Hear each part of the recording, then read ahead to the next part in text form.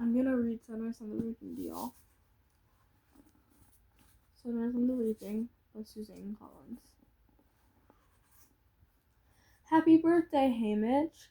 The upside of being born on the reaping day is that you can sleep late on your birthday. It's pretty much down the hill from there. A day off school hardly compensates for the terror of the name drawing. Even if you survive that, no one feels like having cake after watching two kids be hauled off to the Capitol for slaughter. I roll over and pull the sheet over my head. Happy birthday! My 10-year-old brother Sid gives my shoulder a shake. You said be your rooster. You said you wanted to get to the woods by daylight. It's true. I'm hoping to finish my work before the ceremony so I can devote the afternoon to two things I love best. Wasting my time and being with my girl, Lenore Dove.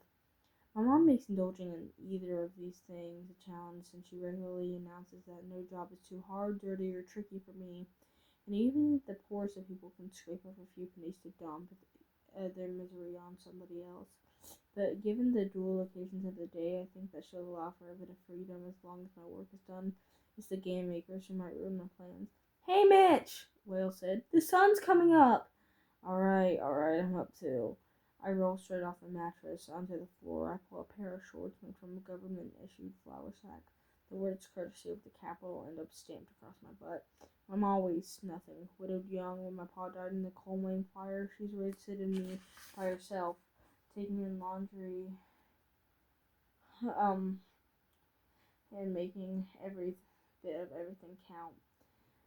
Hardwood ashes in the fire pit are safe for live soap. Eggshells get ground to fertilize the garden. Someday these shorts will be torn into strips and woven into a rug.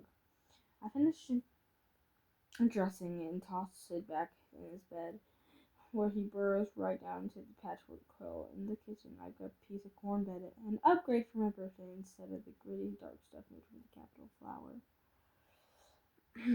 Out back, my ma's already stirring a steaming kettle of clothes with a stick, her muscles straining as she flips a pair of miner's overalls. She's only 35, but life's sorrows have already cut lines into her face, like they do. Ma catches sight of me in the doorway and wipes her brow. Happy 16th! Sauce on the stove. Thanks, Ma. I find a saucepan of stewed plums and scoop some on my bread before I head out. I found these in the woods the other day, but it's a nice surprise to have them all hot and sugared. Need you to fill the cistern today, Ma says as I pass. We've got cold running water, only it comes out as a thin stream that would take an age to fill a bucket. This special barrel of pure rainwater she charges extra for because clothes come out softer, but she uses our well water for most of the laundry. What with pumping and hauling, Phil. What with pumping and hauling the cisterns, 2-hour job, even with Sid's help. Can't it wait till tomorrow? I ask. I'm running low and I got a mountain of wash to do, she answers. This afternoon, then, I say, trying to hide my frustration. If the reaping's done by 1, and I assume we're not part of this year's sacrifice, I can finish the water by 3 and still see Lenore Dove. A blanket of mist wrapped protectively around the worn gray houses of the seam. It would be soothing if it wasn't for the scattered cries of children being chased in their dreams. The last few weeks, as the 50th Hunger Games has drawn closer, these sounds have become more frequent, much like the anxious thoughts I work hard to keep at bay. The second quarter quell, twice as many kids. No point in worrying, I tell myself. There's nothing you can do about it, like 200 games in one. No way you can control the outcome of the reaping or what follows it. So don't feed the nightmares. Don't let yourself panic. Don't give the Capitol that. They've taken enough already. I follow the empty cinder street to the hill with the miners' graveyard and jumble of rough markers spikes the slope. I've worn everything from headstones with carved names and dates to wooden boards with peeling paint. My pa's buried in the family pot of Pastor Abernathy's with a limestone marker doing it for us all. And after a quick check for witnesses, I see I no one's here much, and certainly not Dawn. I crawl under the fence into the woods outside District 12 and begin to track the booming like white liquor with Hattie Mimi is a dicey business, but it's a picnic compared to killing rats or cleaning outhouses. She expects me to work hard. She works hard herself and well, cleaning outhouses. She expects me to work hard, but she works hard herself. And even though she'll never see 60 again, she can do more than a person half her age. There's a lot of grunt work involved, collecting firewood, hauling grain, taking in the full bottles, and toting back the empties to be refilled. That's where I come in hand. I'm Hattie's mule. I stop at what we call a depot, a bare patch of ground concealed by drooping boughs of a willow tree, where Hattie drops off supplies. Two 25-pound sacks of cracked corn await, and I swing one over each shoulder. Uh, Page 4.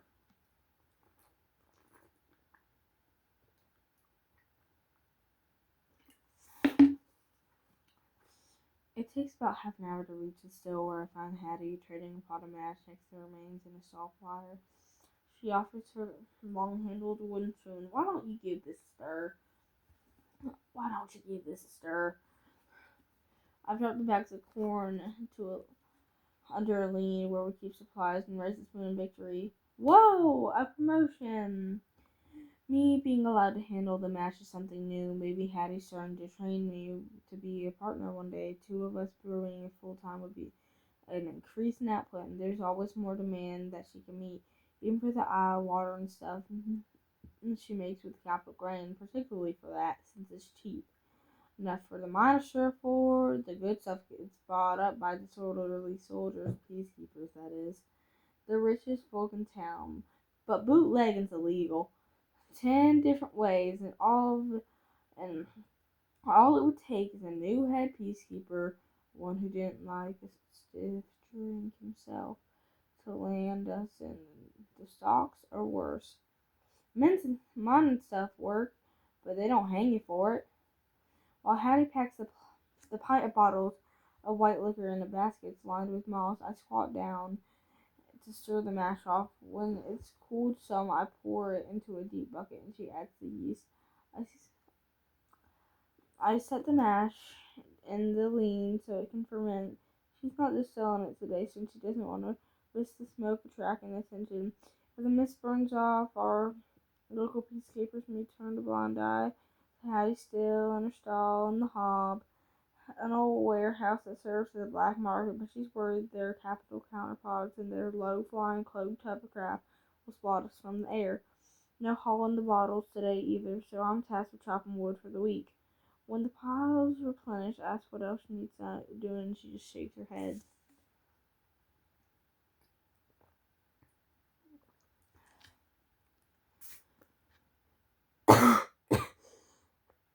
Sorry. I hear a mouse in my room. Oh yeah, I was reading. Okay. Hattie's endeared herself to me by throwing in a tip sometimes. Not with my wages, but she pays this directly to my mother by passes me a little something in the slot. A handful of cracked corn I can take to Lenore Dove for yeast. A packet of yeast I can barter at the hob. And today a pint of white liquor for my own use. She gives me a broken tooth grin and says, "Happy birthday, Hamish. I figure if you're old enough to make it, you're old enough to drink it." I have to agree. I have to agree. I'm not a drinker myself. I'm glad. I'm glad.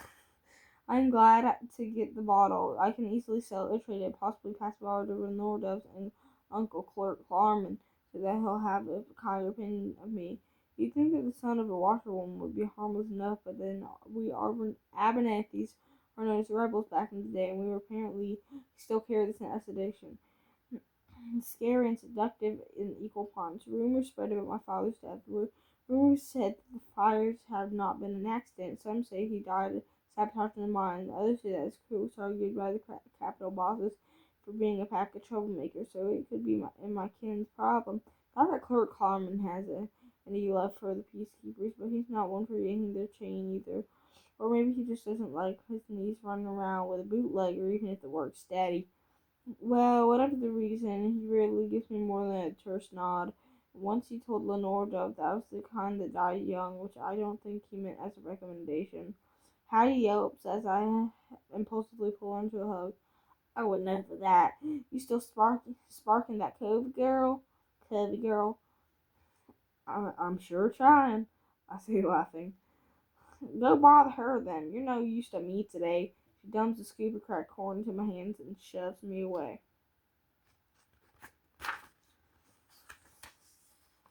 I'm not a drinker myself. I pocket the corn and take off before she can change her mind about the gift. Unexpected time with my girl. I know I should probably head home and get to filling the cistern, but I can't resist the thought of a few stolen kisses. It's my birthday, and for once that cistern can wait. Foreshadowing. Sorry. The mist begins to thin as I run through the woods to the meadow. Most people comment on its beauty, but Lenore Doves calls it a friend of the common. Condemned, because it can hide you from the peacekeeper. She says to take a dark view of things, but maybe that's expected from someone named for a dead girl. Well, half dead. The girl called Lenore in this old poem, half for a shady glade, which I found out the day I met her. It was a fall after I turned 10, the first time I'd ever snuck under the fence that surrounds our district. I've been deterred by the law, deterred by both the law and the threat of wild predators, which are rare but real. My friend Birdrock had finally worn me down, saying that he did it all the time. And there was nothing to it. There were still apples, but if you could climb, and I could climb. I loved apples. Plus, him being younger than me, made me feel like a big scaredy cat if I didn't. Want to hear something? Birdrock asked as we ventured deep into the woods. He tilted back his head and sang out in that remarkable note of his, in that remarkable voice of his, high and sweet, like a grown-up woman's, but cleaner. Nothing warbly about it. Everything seemed to go still, and then the mockingjays began to pick it up. I knew they'd sing it for other birds, but I'd never heard them sing for a person before. Pretty impressive stuff until an apple dropped smack on Birdrock's head, gun him off. Who's squawking at my birds? A girl's voice demanded, and there she was, about 20 feet up, sprawled out on the branch. I can do it, probably. There. Like she lived there. Crooked pigtails, dirty bare feet, munching on an apple, a small cloth-bound book in her hand. Birdrock cocked his head and laughed. Hey, cuz, you allowed out here alone? 'Cause I'm sure not. Well, I didn't see you, she said. You either. Toss us down some, would you? In answer, she stood up on the branch and began bouncing up and down, showering us with apples. Hang on, I've got a sack of my bow. Birdrock ran off, scooped down the branches, and swung it to the ground. She wasn't one of Birdrock Everdene's cousins, but I knew he had some distant ones on his mom's side. I've seen her around school. Kind of shy, I thought, but I didn't know how to speak. I didn't know how to speak to her. She didn't seem in a rush to change that. Just stood there looking me over until I broke the silence. I'm Hamish. I'm no dove. Dove, like the bird? No, dove, like the color. What's the color's that? Same as the bird. That's that started my head spinning. I guess it's never quite stopped. Soon after, she waved me over a dog-eared dictionary and pointed dove color, warm gray with a slight purplish or pinkish tint. Her color, her bird, her name. After that, I started to notice things about her, how her faded overalls and shirts concealed snips of color, bright blue handkerchief taken from a pocket, raspberry ribbon stitched inside a cuff, how she finished up her lessons quick. But I didn't make a fuss about it. I just stared at the window. Then I spotted her fingers moving, pressing down on imaginary keys, playing songs. Her foot slipped from a shoe, stocking heel, keeping time. Silent, crap. Silent against the wood floor, like all the Kobe music in her blood, like but not like them too, less interested in putting melodies more into the dangerous words, the kind that led to rebel acts, the kind that got her arrested twice. She was only 12 then. They let her go, and now it would be different. I reached the meadow and slipped under the fence and paused to catch my breath. I drank in the sight of Lenore Dove perched on a favorite rock. The sunlight picks up and had a color in her hair as she bends over an ancient piano accordion. She coaxes a melody out of the wheezy old thing, sickening a dozen geese grazing on the grass, but her voice is soft and haunting as the moonlight. They hang the man and flog the woman who steals the goose from off the common. Yet let the cage avail news that steals the common from the goose. It's a treat to hear her sing. She never really does it in public. None of the Cubby do. Her uncle's really more musicians. I can't say it. Than singers, musicians. So they just play tunes and leave the singing to the audience if they're so inclined. Lenore Doves likes it better this way, says it makes her too nervous to sing in front of people. Her throat closes up. Her Common and her other uncle, Tam Amber, have raised her since her mom died in childbirth. Senior Paula has always been something of a mystery. They're not blood kin, her being buried, but the Cubbies look after their own. They've worked out a deal with the mayor, whose house boasts the only real piano in District 12. Lenore Dove can practice on it if she plays during an occasional dinner gathering. Her faded green dress, ivory ribbon tying back her hair, lips tinted orange with her family perform. When her family performs around District 12 for money, she makes do with the instrument she's playing now. She calls her tune box. The law demands that we atone when we take things we do not own. Believe the Lord and ladies fine who take the things that are yours and mine. This is not a song that her uncles let her play at the mayor's house, or even when she performs around District 12. There's danger that some people might know the words and start a ruckus, too rebellious. And I have to say, I agree with Clerk Carmen and Tam Amber. Why going around asking for trouble? Plenty hard, plenty to had without inviting it in. The poor and wretched don't escape if they conspire the law to break. This must be so they endure. Those who conspire to make the law. Hold on. Ow. I need to move.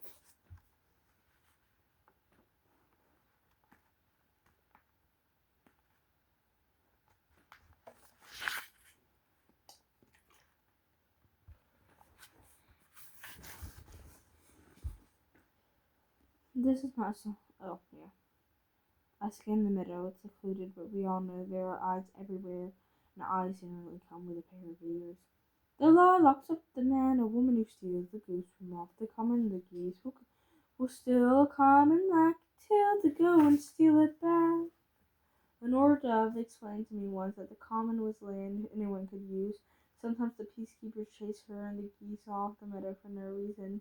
She says that's just a teaspoon of trouble in the river of wrong. She worries me, and I'm an Abernathy. Hold on.